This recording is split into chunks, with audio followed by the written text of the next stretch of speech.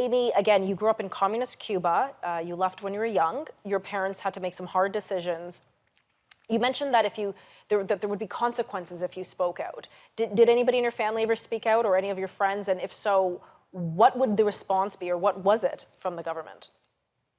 My family didn't, but I do have friends that are now in prison. My friend Luis Mario Nidas Hernandez, he's in prison now. He was sentenced to 3 years in prison. He was one of the protesters of the past July 11th. Yes. There was a huge uprising in Cuba, and he was there. And he was sentenced to 3 years in prison, but there's also children that are in prison now and are like sentenced to like 30, 25 years in prison for protesting, for only saying, I want freedom and I just want to express myself. So even children are in prison because they're saying 13, they want 14, freedom. All that information is available. And it is a really harsh situation right now. And there's over 1,000 political prisoners in Cuba right now. So what do you say then when you hear Canadians, championing or encouraging more socialism in Canada, or some socialism in Canada, saying that this is a good thing, we should do this? What is your response to them? It is hard to keep my cool sometimes when I hear that, because I know firsthand how repressive it is to live in a society where you cannot speak, where you cannot live your life, where even the food you eat is rationed. So like I try to explain the details of how you live, because sometimes you generalize and people don't understand.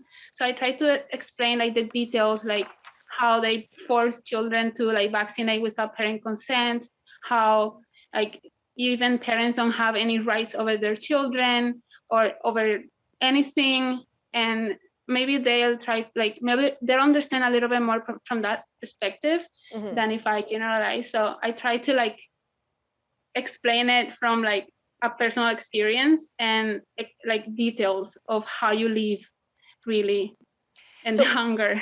So thank you for that. So Colin, hearing what Amy said and previously what Marco's experience has been, what do you hope to achieve with this project, with the Survivors of Socialism project? Well, I hope more people hear the full story, because I don't think people always hear the full story when it comes to this topic, especially in universities where you have professors that tell you half the story and they glorify these regimes without ever having actually lived in them themselves. You talk to people that come from communist and socialist countries and it's the same story over and over and over again. Don't do it. That was one of the big points from our survey when we asked people, what is your advice to a young person who's maybe thinking that socialism or communism is a good idea? People that came from those countries overwhelmingly said, don't do it. It's not what it's cracked up to be. And but so I think a lot of times I find that, when immigrants come and they escape a totalitarian regime, a socialist regime, a communist regime, they come here and they're literally rebuilding their life from scratch. They usually don't enter into as a tenured professor, or they're not, being lawyers and judges and doctors as they were in their previous country. So if the persons in this country who control the levers of power, who wield the largest influence, are those in academia, the judges, the lawyers, the doctors, and they're not reflective of those who've survived socialism, is there hope that this message would carry through?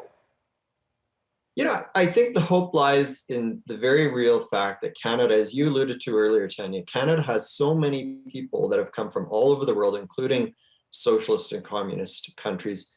It's a ripe opportunity for young people. If they want to know the truth, it's not hard to find someone who came directly from one of those countries or who has relatives. Just go and talk to them. Talk to someone whose relatives came from Ukraine or Cuba or China, wherever the country is. I mean, there's a lot of opportunities for young people to learn. Our website is going to have more and more videos every month with people that came from these countries, so people can hear these stories directly from people who have lived there, not people in ivory towers who fantasize about structures of government that clearly do not work.